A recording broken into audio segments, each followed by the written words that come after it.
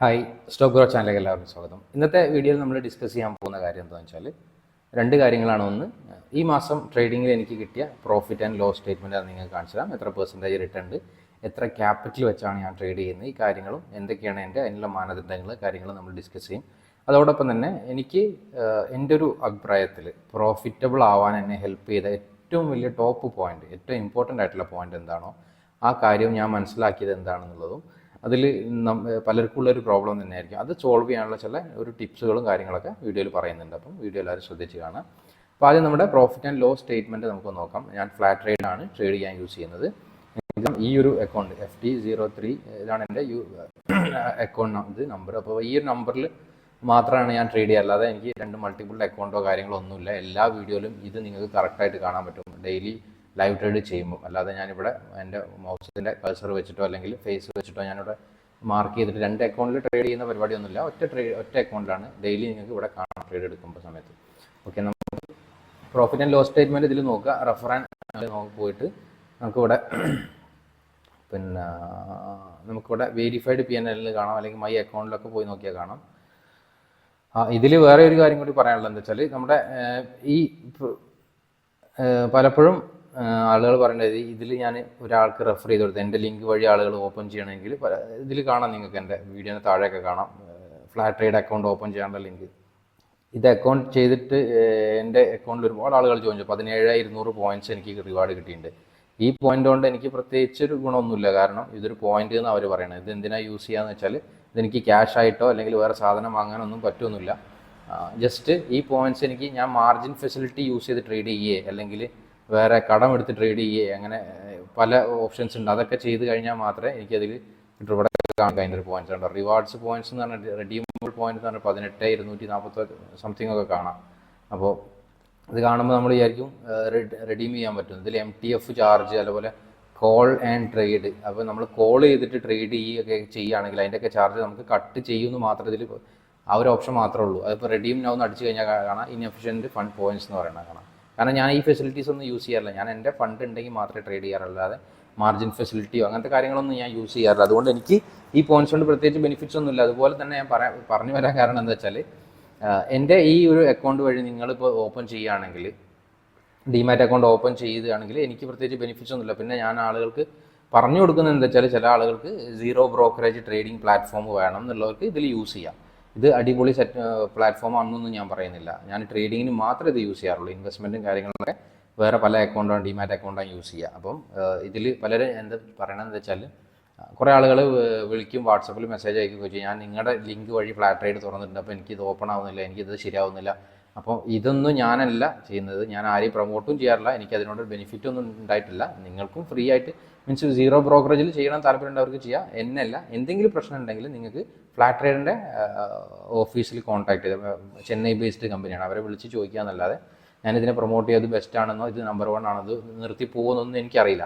ഞാൻ എൻ്റെ ഈ ഫണ്ട് ഇതിൽ വെച്ച് ചെയ്യാന്നുള്ളൂ. അപ്പോൾ അതുകൊണ്ട് ഇനി ആളുകൾ ചോദിക്കുന്ന സമയത്ത് അതല്ല, നിങ്ങൾക്ക് എന്തെങ്കിലും പ്രശ്നം ഉണ്ടെങ്കിൽ നിങ്ങൾ എൻ്റെ ലിങ്ക് വഴി തന്നെ തുറക്കണം. നിങ്ങൾക്ക് ഡയറക്റ്റ് അവരുടെ ഇതിൽ തുറക്കാം, എന്ത് ചെയ്യാം, എന്ത് ഡൗട്ട് ഉണ്ടെങ്കിലും അവരെ വിളിച്ച് ചോദിക്കുക എന്നുള്ളത് ഒന്ന് പറയാൻ വേണ്ടിയിട്ടാണ്. ഓക്കെ, അതായത് നമ്മുടെ വെരിഫൈഡ് PNL നമുക്കൊന്ന് ചെക്ക് ചെയ്ത് നോക്കാം. വെരിഫൈഡ് PNLിലേക്ക് ക്ലിക്ക് ചെയ്ത് കഴിഞ്ഞാൽ നമുക്കിവിടെ കാണാം നമ്മുടെ ഫെബ്രുവരിയിലെ മാസത്തിൽ നമുക്ക് കസ്റ്റമർ അടിച്ചു നോക്കി കഴിഞ്ഞാൽ കസ്റ്റം റേഞ്ച് അടിച്ചു കഴിഞ്ഞാൽ നമ്മൾ ഇന്ന ഡേറ്റ് മുതൽ ഇന്ന ഡേറ്റ് വരെ നമുക്ക് കാണാം. ഇതിൽ ഞാൻ ഫെബ്രുവരി 1 മുതൽ നമുക്ക് ഈ മാർച്ച് 1 വരെ ഉള്ള ഡേറ്റ്, മാർച്ചിൽ 1 ആയിട്ടില്ലെന്ന് ട്രേഡിംഗ് ഡേ അല്ല. അപ്പോൾ അതുകൊണ്ട് ഈ 28-ാം തീയതി വരെ ഉള്ളത് കാണാം. ലിങ്ക് ജനറേറ്റർ എന്ന് കാണാം സക്സസ്ഫുള്ളി. അപ്പോൾ ഇവിടെ പ്രിവ്യൂ എന്ന് കാണാം. ഈ പ്രിവ്യൂവിൽ ക്ലിക്ക് ചെയ്യുമ്പോഴാണ് നമ്മുടെ മാസത്തെ പ്രോഫിറ്റ് ആൻഡ് ലോസ് സ്റ്റേറ്റ്മെൻറ്റ് കാണാം. അതിൽ നമ്മുടെ ഫെബ്രുവരിയിലുള്ള ഇത് നമുക്ക് കാണാം, ഫെബ്രുവരിയിലെ പ്രോഫിറ്റ് ലോസ് സ്റ്റേറ്റ്മെൻറ്റ് കാര്യങ്ങളൊക്കെ.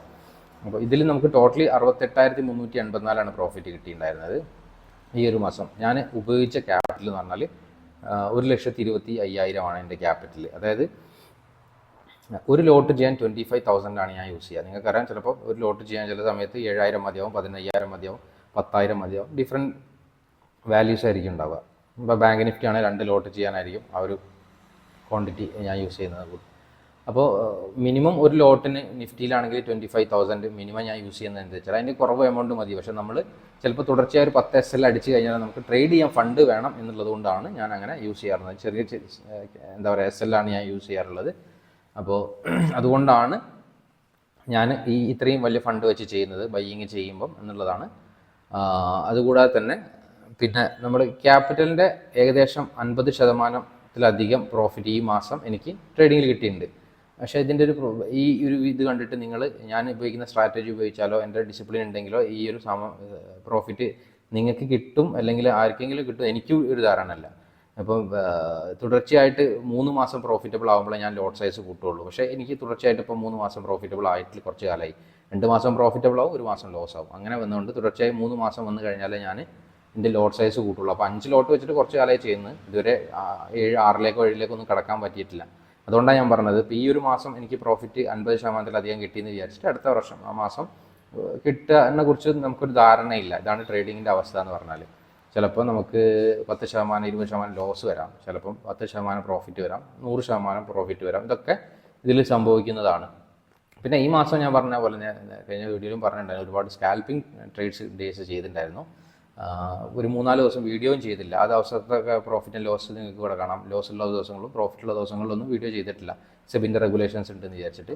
പിന്നെ സെബിൻ്റെ റെഗുലേഷൻസിൽ വേറെ ഒരു കാര്യം എന്താ, നമ്മൾ പ്രോഫിറ്റ് ആൻഡ് ലോസ് സ്റ്റേറ്റ്മെൻറ്റ് കാണിച്ചിട്ട് ആളുകളെ ഇൻവൈറ്റ് ചെയ്യുക അങ്ങനത്തെ ഒരു ഇതിലേക്ക് ചെയ്യുന്നില്ല. കാരണം ഇതിൽ പ്രോഫിറ്റും ലോസും 100% 50-50 ചാൻസാണ്. അല്ലാതെ നല്ല ഡിസിപ്ലിൻ, നല്ല സ്ട്രാറ്റജി ഉണ്ടെങ്കിൽ നമുക്ക് രക്ഷപ്പെട്ട് ഇങ്ങനെ പോകാമെന്നല്ലാതെ ഭയങ്കരമായിട്ടുള്ളൊരു ഇൻകം ജനറേഷനുള്ള സംഭവമാണെന്നൊന്നും ആരും കരുതണ്ട. ഒരു സൈഡ് ഇൻകം ആയിട്ട് നമുക്ക് യൂസ് ചെയ്യാം. അതന്നെ നമുക്ക് നല്ല ഡിസിപ്ലിനും നല്ല ഒരു സിസ്റ്റവും ഉണ്ടെങ്കിൽ മാത്രം. ഓക്കെ, അപ്പോൾ ആ കാര്യങ്ങൾ ജസ്റ്റ് പറഞ്ഞെന്നുള്ളൂ. പിന്നെ ഞാൻ ഇനി പറഞ്ഞ പോലെ ലോട്ട് സൈസ് കൂട്ടണമെങ്കിൽ എനിക്ക് കണ്ടിന്യൂസ് 2 മാസം കൂടെ പ്രോഫിറ്റബിൾ ആയി കഴിഞ്ഞാൽ എൻ്റെ ലോട്ട് സൈസ് എനിക്ക് കൂട്ടാൻ കഴിയുള്ളൂ. ഓക്കെ, പിന്നെ നമ്മളെ ട്രേഡിങ്ങിൻ്റെ ഞാൻ നിങ്ങളോട് നേരത്തെ പറഞ്ഞിട്ടുണ്ടായിരുന്നു, ട്രേഡിങ്ങിൽ എന്നെ ഹെൽപ്പ് ചെയ്തത് ഏറ്റവും ബെസ്റ്റായിട്ട് എന്നെ ഹെൽപ്പ് ചെയ്ത ഒരു കാര്യത്തെക്കുറിച്ചാണ്. ആ ഒരു കാര്യം എന്താണെന്നുള്ളത് ഞാൻ പറഞ്ഞുതരാം. ഒറ്റ പോയിൻ്റ് ഉള്ളൂ, ഓവർ ട്രേഡിങ് ഞാൻ കൺട്രോൾ ചെയ്ത് എന്ന് മുതലാണ്, ആ ഒരു സമയം മുതലാണ് എനിക്ക് ശരിക്കും പ്രോഫിറ്റബിൾ ആവാൻ കഴിഞ്ഞത് എന്നുള്ള സത്യം. കാരണം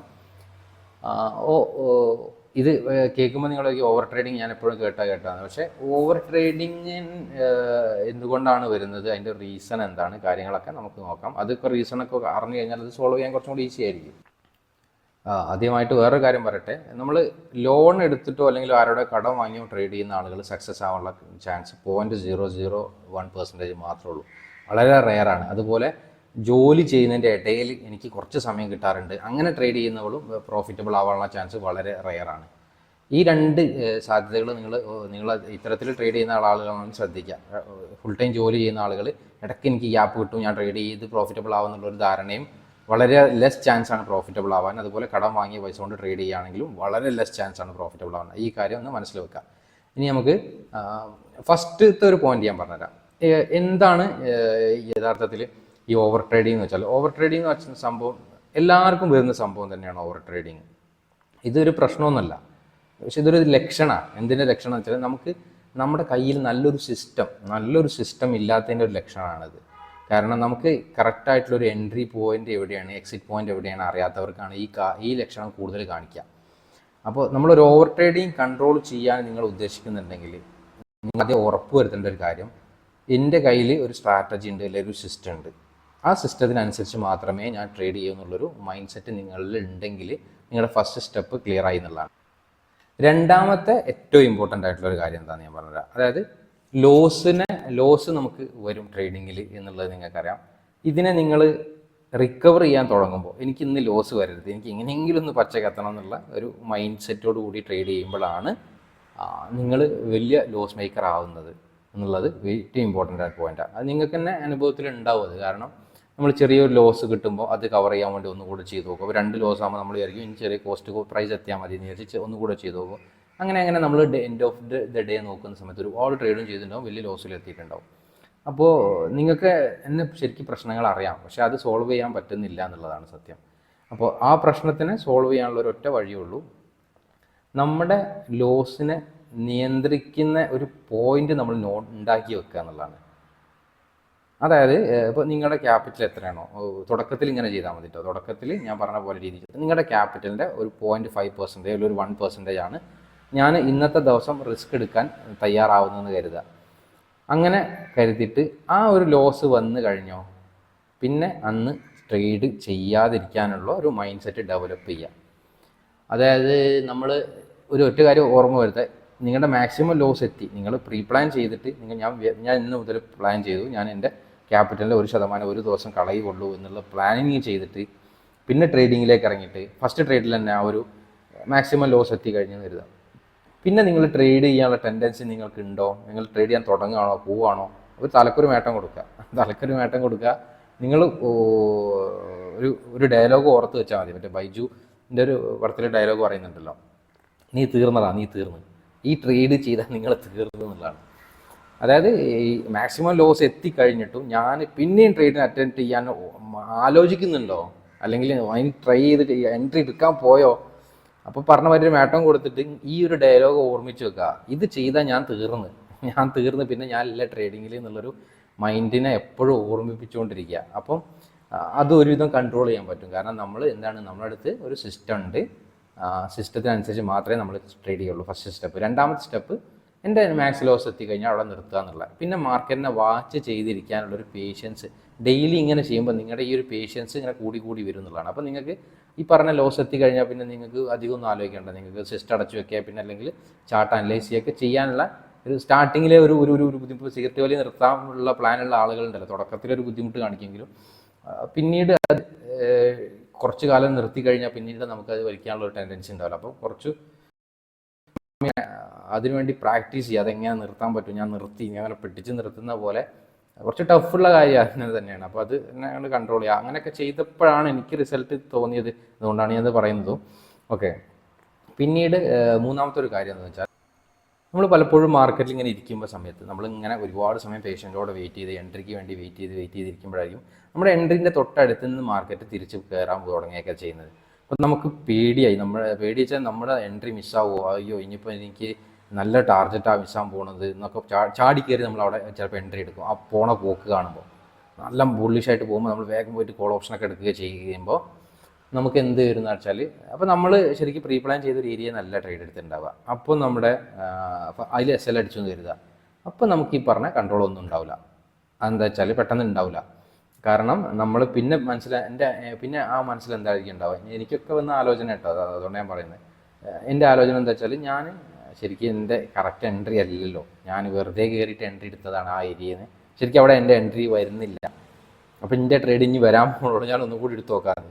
അതിലും കൂടി ലോസ് വരുമ്പോൾ നമ്മുടെ മാക്സ് ലോസ് കഴിഞ്ഞിട്ടുണ്ടാവും.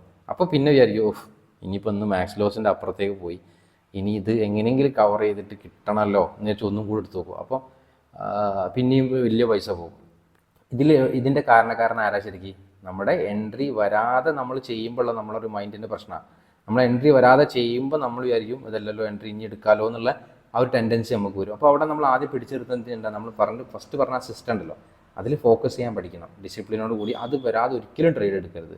അത് വരുന്ന സമയത്തോ ഒരു ടെൻഷനും കൂടാതെ ട്രേഡ് എടുക്കാനുള്ളൊരു സ്കില്ലും ഉണ്ടാവണം. എപ്പോഴും ഒരു നല്ല ട്രേഡർ എന്ന് പറഞ്ഞാൽ ലോസിനെ അക്സെപ്റ്റ് ചെയ്യുന്ന ട്രേഡറാണ് ഞാൻ പലപ്പോഴും പറയുന്നത്. അത് ഭയങ്കര ഇമ്പോർട്ടൻ്റ് ആയിട്ടുള്ളൊരു പോയിന്റാണ്. ലോസിനെ അക്സെപ്റ്റ് ചെയ്തത് കണ്ടിട്ട് സിസ്റ്റം പൂട്ടി വെക്കാനുള്ളൊരു കഴിവ് നിങ്ങൾക്ക് ഉണ്ടെങ്കിൽ നിങ്ങൾക്ക് പിന്നെയും ചാൻസ് ഉണ്ട് എന്നല്ല, ഞാൻ ഒരിക്കലും ഇത് പഠിച്ചു കഴിഞ്ഞാലോ അല്ലെങ്കിൽ ഞാൻ പഠിപ്പിക്കുന്നതാലോ വേറെ ആര് പഠിപ്പിക്കുന്നതാലോ അത് പഠിച്ചു കഴിഞ്ഞാൽ നിങ്ങൾക്ക് എല്ലാ മാസവും പ്രോഫിറ്റബിൾ ആവും എന്നുള്ള കാര്യം ഞാൻ ഒരാളടുത്തും ഒരിക്കലും പറയാറില്ല. കാരണം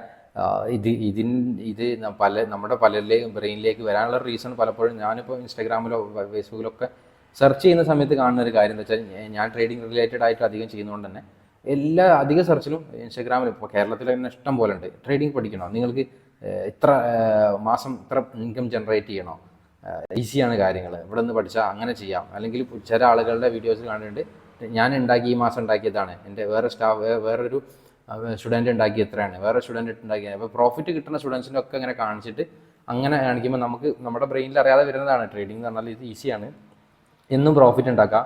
ചില ആളുകൾ വീഡിയോ കണ്ടില്ല നിങ്ങൾ, ദിവസം 1000 രൂപ ഉണ്ടാക്കാൻ ഇത് മതി എന്നൊക്കെ പറഞ്ഞിട്ട്. ഇത്തരം ആലോചനകളായിരിക്കാം പലപ്പോഴും നമ്മുടെ ഓവർ ട്രേഡിങ്ങിലേക്ക് നമ്മളെ നയിക്കാനുള്ളൊരു കാരണം. അപ്പോൾ ഇത്തരം ആലോചനകൾ ഉണ്ടാക്കാൻ സഹായിക്കുന്ന ഒരു വീഡിയോ നിങ്ങൾ കാണാതിരിക്കുക, അത്തരം പരസ്യങ്ങളിൽ പോകാതിരിക്കുക. അതൊക്കെ ഫേക്കാണെന്നുള്ള മീൻസ് അതൊന്നും പ്രാക്ടിക്കലി പോസിബിൾ അല്ല. എൻ്റെ ഒരു എക്സ്പീരിയൻസിൽ ഒരിക്കലും ട്രേഡിങ്ങിൽ എല്ലാ മാസവും എത്ര എടുക്കാനോ അല്ലെങ്കിൽ എല്ലാ മാസവും കൺസിസ്റ്റൻ്റ് ആവാനോ ഒന്നും ട്രേഡിങ്ങിൽ പറ്റും എനിക്ക് തോന്നുന്നില്ല. എൻ്റെ പേഴ്സണൽ അഭിപ്രായമാണ്. ഞാൻ അങ്ങനെ ചെയ്യുന്ന ആരോ ഉണ്ടോ ഞാൻ പലരും ആലോചിച്ചിട്ട് ആരും കണ്ടിട്ടുമില്ല. അപ്പോൾ അങ്ങനെ എവിടുന്നോ നിങ്ങൾ കേട്ടിട്ടുണ്ടെങ്കിൽ അത് ഇല്ലാത്തൊരു കാര്യമാണെന്നുള്ളത് ആദ്യം ബ്രെയിനിലേക്ക് കൊണ്ടുവരിക. ട്രേഡിങ്ങിന് നിങ്ങൾക്ക് ഒരുപാട് ഡിസിപ്ലിൻ വേണം, നല്ലൊരു സിസ്റ്റം വേണം. അത് ഒക്കെ ഉണ്ടെങ്കിൽ മാത്രമേ പ്രോഫിറ്റബിൾ ആവോ, അതും പ്രോഫിറ്റബിൾ എല്ലാ മാസം ആവുമെന്ന് ഉറപ്പില്ല, എല്ലാ ആഴ്ചകളും ആവുമെന്ന് ഉറപ്പില്ല, എല്ലാ ക്വാർട്ടറിലും ആവുമെന്ന് ഉറപ്പില്ല. പക്ഷേ നല്ല ഡിസിപ്ലിൻ, നല്ലൊരു സിസ്റ്റം ഉണ്ടെങ്കിൽ പിന്നെയും നമുക്ക് ഒരു ഇയർലി ഒക്കെ നോക്കുമ്പോൾ പ്രോഫിറ്റബിൾ ആവാൻ പറ്റും എന്നുള്ളതാണ് എൻ്റെ ഒരു അഭിപ്രായം. അപ്പോൾ വീഡിയോ നിങ്ങൾക്ക് ഇഷ്ടപ്പെട്ടിട്ടുണ്ടെങ്കിൽ ലൈക്ക് ചെയ്യാൻ മറക്കരുത്. Thank you, by.